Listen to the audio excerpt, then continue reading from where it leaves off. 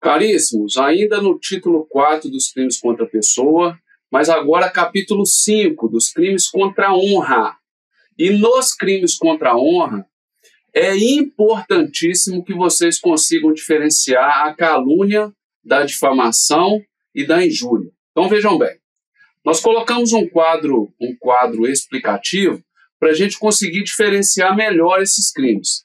Primeira situação é o que esse crime protege, né? Então, a calúnia e a difamação são crimes que protegem a honra objetiva da pessoa. E o que é honra objetiva? É o conceito que a sociedade tem daquela pessoa. É a reputação daquela pessoa no seio social. Tá certo? É como aquela pessoa, aquela vítima é vista na sociedade. Tá certo? Então, como afetam a honra objetiva, o crime para se consumar, tá certo? O fato a ser divulgado tem que chegar a terceiros. Terceiros têm que tomar conhecimento do fato divulgado. Tá certo? Só quando esses terceiros tomam conhecimento do fato que foi falado, que foi dito, que foi propalado, é que a calúnia e a difamação vão estar consumados. Por quê? Porque é aí que eu tenho a ofensa à honra objetiva, que é o conceito que a sociedade tem daquela pessoa. E na injúria é diferente. O que é protegido é a honra subjetiva, é o amor próprio, é como aquela pessoa se enxerga, é o que fere aquela pessoa. Então, senhores, para existir a injúria, né, a própria pessoa tem que tomar conhecimento daquela ofensa. Então, a partir do momento que aquela pessoa toma conhecimento da ofensa, aí sim estará configurado o crime de injúria. Ok? Vamos lá. A calúnia e a difamação são crimes aonde eu tenho fatos divulgados. E o que é fato? Fato é um acontecimento concreto, tá certo? Então, chamar alguém de ladrão não é um fato, é um atributo, ok? Fato é um acontecimento concreto. Então, falar que uma pessoa furtou uma bicicleta de outrem, aí é um fato concreto. Perfeito até aí? Então, eu acho que nessa questão nós vamos conseguir tirar muita coisa que poderia levar a gente a entender um fato, um atributo diferente do crime a qual ele pertence. Perfeito? Então, vamos lá. Chamou alguém de ladrão, aí é atributo. Perfeito? Característica, adjetivação. Isso é injúria. Perfeito? Injúria não é fato, é atributo, é atribuição de um defeito, tá certo? De uma característica, isso é injúria. Fato, calúnia ou difamação, acontecimento concreto, beleza. Professor, e como eu vou diferenciar a calúnia da difamação? Aí que tá. A calúnia, ela diz respeito a fato definido como crime. Então está lá, penalmente aquele fato é tido por crime pelas nossas legislações criminais. Então falar que uma pessoa furtou a bicicleta de alguém, aí furto, eu vou lá para o lado da calúnia. Tá ok? E na difamação, qualquer fato que ofende a reputação da pessoa. Então esse fato pode ser qualquer tipo de acontecimento. Perfeito? Que não seja o fato tido por crime, de forma falsa. Então, vamos lá. Na calúnia, esse fato definido como crime é imputado à vítima de forma dolosa, sabendo o autor que aquela acusação é falsa, que aquele fato não aconteceu, ou que não foi aquela vítima que praticou aquele determinado crime. Então, na calúnia, esse fato definido como crime tem que ser imputado de forma falsa. Ou seja, eu sei que não foi o Joãozinho que furtou a bicicleta da Maria, mas eu falo que foi o Joãozinho que furtou a bicicleta da Maria. Isso é calúnia, tá certo? E na difamação? Na difamação, esse fato pode ser fato verdadeiro ou fato falso, mas de qualquer forma atinge a reputação, o conceito que ela tem perante a sociedade. Então vamos lá, falar que uma mulher casada saiu do motel acompanhada de determinada pessoa, que não seja o marido, e isso é uma imputação de um fato que ofende a reputação daquela mulher. Ah, professor, mas o fato aconteceu. Tudo bem, mas esse fato está atrelado à vida pessoal dela. E a gente não pode sair divulgando fatos que afetem a honra objetiva, né, a reputação dela. Perfeito? Por isso que o legislador criminalizou. Ok? Então, na difamação, o fato, o acontecimento concreto pode ser verdadeiro ou falso. Vamos lá. Existe um expediente que chama exceção da verdade. Na calúnia, isso é regra. Por quê? Porque o tipo penal exige a imputação falsa de um fato definido como crime. E o que é a exceção da verdade? A exceção da verdade é aquele que está sendo acusado de calúnia, ou seja, o autor, né, aquele que é o réu na ação, ele pode provar que aquilo que ele falou é verdadeiro.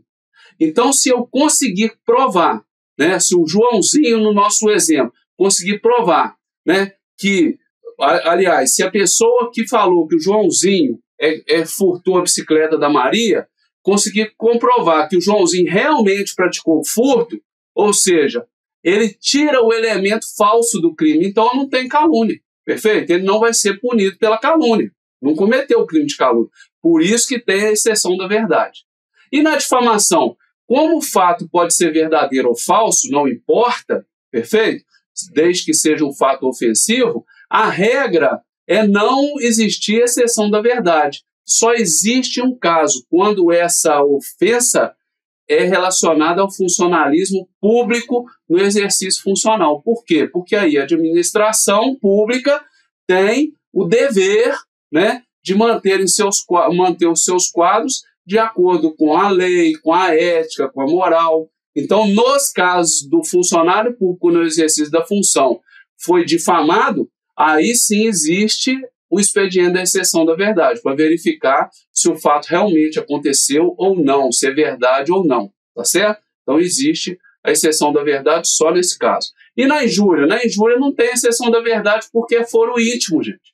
A partir do momento que eu me sinto ofendido, que a minha honra foi realmente dilapidada, independente de provar que é verdade ou que não é, e etc., existiu a ofensa.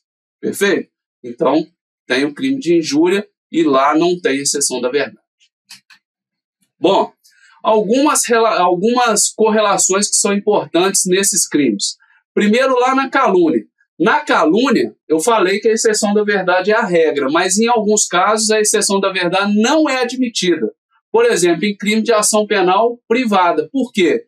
Porque se a pessoa que está sendo alvo, né, o ofendido da ação penal privada, aquele crime que tem ação penal privada, ele não quis levar o fato à justiça, para a justiça reconhecer ou não reconhecer o crime, nós agora não podemos forçar aquela pessoa a levar o fato e a provar que ele é vítima naquele caso, ou que ele é culpado, ou que ele... não tem jeito, né? Então não tem como trabalhar exceção da verdade nos crimes de ação penal privada. Bom, vamos lá. Outra situação é quando essa imputação de calúnia ela é imputada aos mandatários das nações, presidente da República, chefe de governo estrangeiro. Por quê?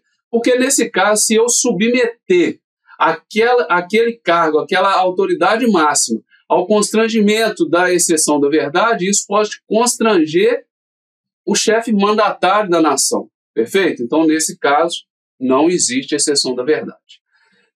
Outra situação, quando eu tenho uma sentença irrecorrível absolvendo aquele indivíduo. Se a sentença irrecorrível já reconheceu o fato, o ofendido foi absolvido de forma irrecorrível, isso é segurança jurídica, fez coisa julgada material, não tem como eu trazer e questionar de novo. Bom, lá no crime de injúria, né, o juiz pode deixar de aplicar a pena em alguns casos. Por exemplo, quando é o ofendido, a vítima que foi injuriada, é que provoca a ação, tá certo? Ela provocou aquele autor da injúria, várias vezes o cidadão não aguentou e desferiu a injúria, né? E outra situação que o juiz pode deixar de aplicar a pena é quando ocorre retorção imediata, que consiste em outra injúria, ou seja, eu xingo uma pessoa e imediatamente ela também me xinga, ou seja, aconteceu injúria por injúria, retorção foi imediata. Nesse caso, o juiz pode deixar de aplicar a pena, não que vá, tá? E a injúria qualificada? A injúria qualificada é aquela injúria preconceituosa, quando no cometimento da injúria, na qualificação, naqueles conceitos pejorativos, eu utilizo elemento referente à raça, cor, etnia, religião, origem, a orientação sexual, a condição de pessoa idosa, a condição de pessoa com deficiência, tudo isso leva a pena da injúria a uma pena de 1 a 3 anos. E este crime da injúria preconceituosa não pode ser confundido com o crime previsto lá na lei de racismo, porque o racismo em si, ele prevê a discriminação na segregação, né? Determinada pessoa de uma raça pode acessar um elevador, a outra não pode acessar aquele elevador. Então, isso é segregação, aí está lá no racismo. Bom, quero que vocês façam algumas distinções desses crimes contra a honra. Primeiro, calúnia e denunciação caluniosa. A denunciação caluniosa, meus amigos, visa instauração de inquérito ou processo judicial. Então, meus amigos, se for só fala, né? Se for aquela fala, aquele conceito que foi, aquele fato que foi divulgado, etc., isso é calúnia. Agora, se eu levo isso às autoridades, as autoridades instauram efetivamente um inquérito policial, um processo judicial contra aquela pessoa a quem eu imputei falsamente um crime, aí já é denunciação caluniosa. Tá certo? Vamos lá. Injúria e o desacato a militar. Aí eu tenho que conseguir perceber algumas coisas. Olha só. Na injúria eu tenho o quê? Honra subjetiva minha, pessoal, né? Autoestima. E o desacato? O desacato, quem é vítima é o Estado. Eu estou desprestigiando o funcionário que representa o Estado. Então, quem está sendo vitimado é o Estado, efetivamente. Tá ok? Na injúria, o crime se consuma quando? Quando o ofendido toma conhecimento da ofensa. Agora, e no desacato? Aí o desacato já é um crime formal de dano. Ele se consuma com qualquer ato, gesto, palavra ofensiva, sinal, isso tudo cai no desacato. Mesmo que o desacatado não tenha se sentido ofendido. Por quê? Porque aquilo afeta a função institucional. Ok?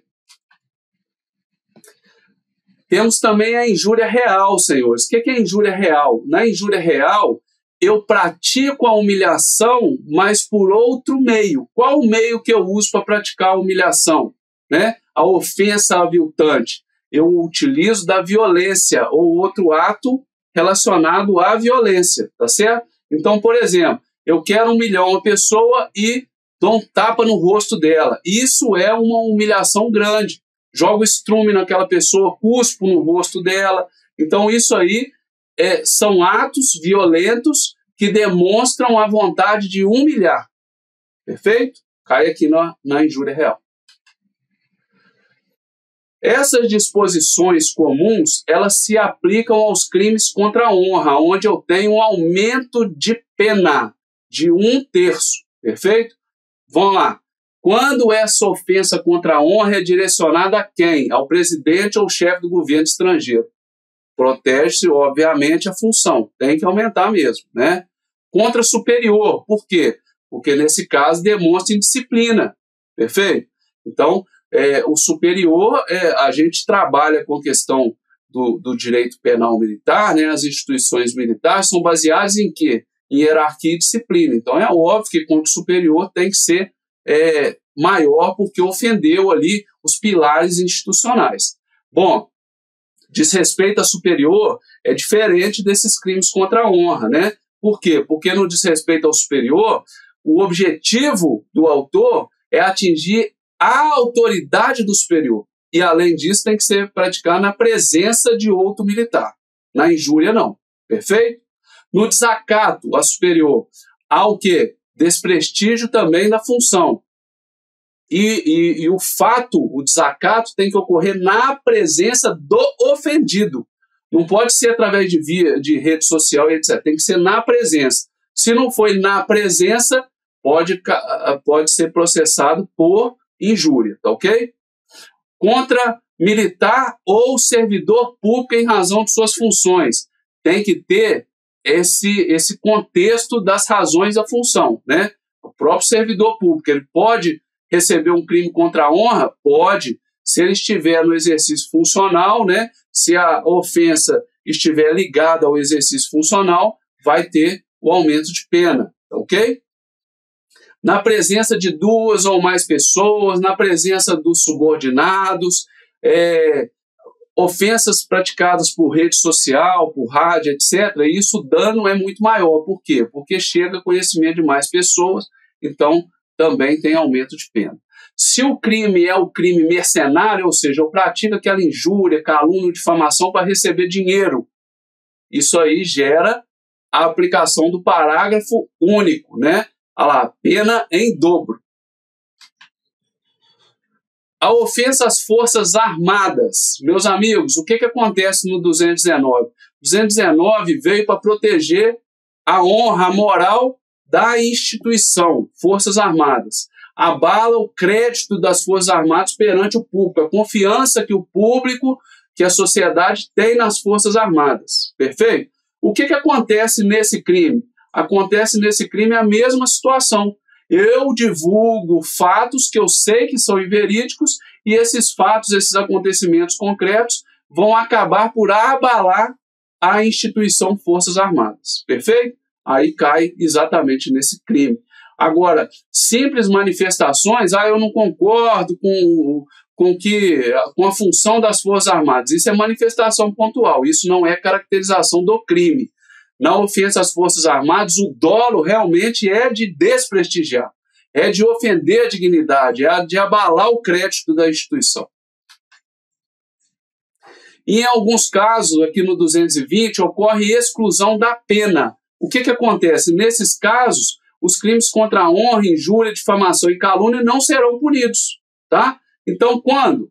Por exemplo, quando ocorre imunidade judiciária, no inciso 1. O que é isso? Eu estou na discussão de causa, né? É óbvio que quando eu estou discutindo uma determinada causa em juízo, eu tenho a parte A com interesse e a parte B com outro interesse.